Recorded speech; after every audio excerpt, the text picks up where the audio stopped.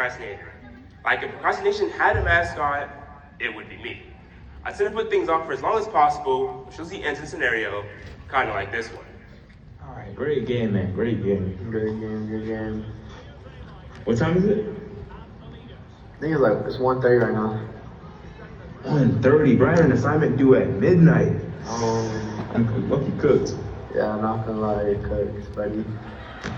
I'll catch you later. I gotta do that assignment real quick. See if my teacher let me in. Yeah, I'll catch you later, man. All right, later, bro. All right, see you. My philosophy of going through the motions while being a jack of all trades worked for a while. In fact, so long I became complacent. Most days, I fall asleep at 1 a.m. after grinding out late night assignments I said I would do later. A couple hours later, Mom would wake me up where I'd catch the bus, go to school, and juggle AP honors classes, weightlifting, football, track, ag class, my pig, my goat, and anything else I found remotely interesting. You see, back then, I thought I was immune to burnout. As long as I worked hard enough, I could do anything and everything, even when procrastinating. But life has a way of slapping you awake, whether you're ready or not, and in December 2021, I had a huge wake-up call. School was over for the week, and just like any other weekend, Mom would take me to Miss Carol's farm to work on my goat. But this weekend was special. This was the day before my first show. I couldn't wait. All my hard work was about to pay off. I rushed down to the main pen to grab Pokey, but it was bath time. If you know anything about goats, you know that they hate water. So I had to bribe her with a couple of oak leaves for her to stay still, but then it was time for her trim. I may have accidentally used a 20 blade on her side, leaving a huge bald spot, but she was patient with me. After an hour or two, finished her trim and she was ready for the show ring. I called my mom to come get me because I was getting hungry.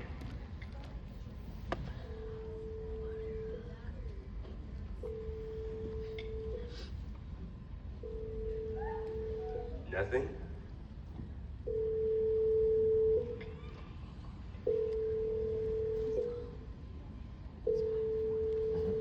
Still nothing?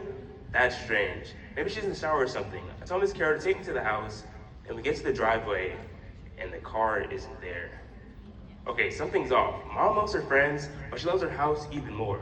And she's not the type of person to spend a night over somewhere and not tell me. I told Miss Carol that maybe she's still at her friend's place, and I'll talk to her later. But something felt off. Really off. 5 minutes went by, then 10, then 20. I started to panic. Then I get a call from my cousin. Hey, where's your mom? We haven't heard from her all day.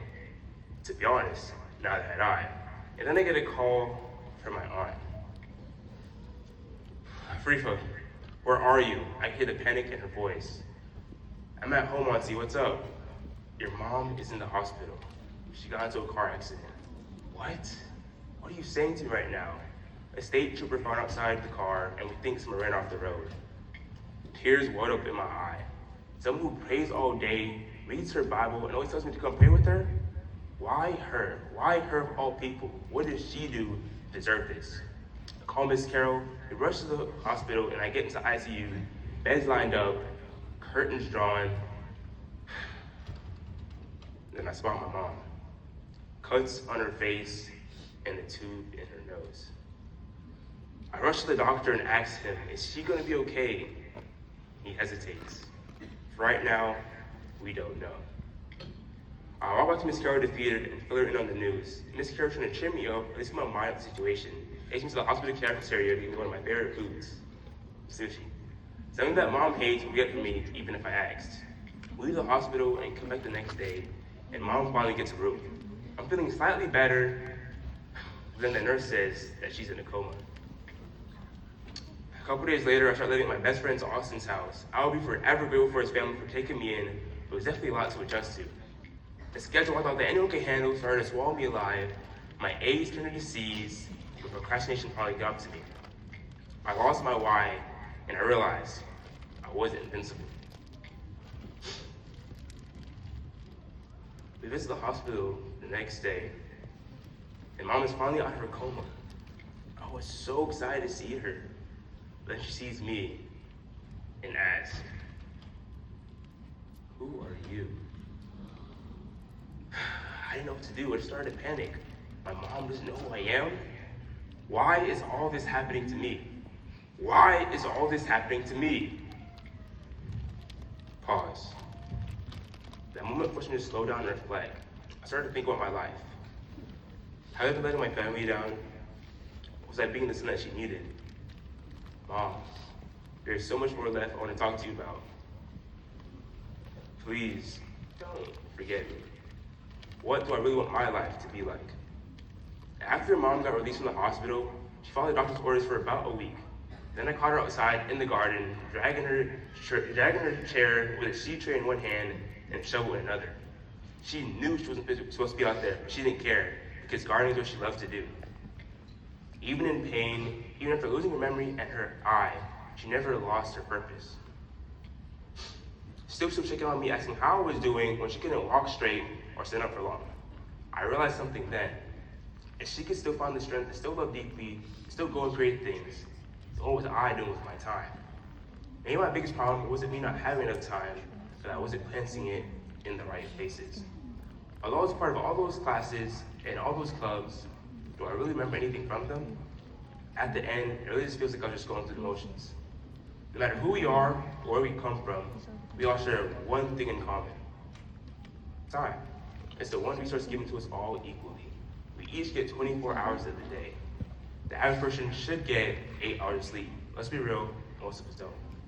8 hours for school or work, 2 hours for eating, commuting, and getting from place to place, which leaves us 6 hours of time that is truly ours.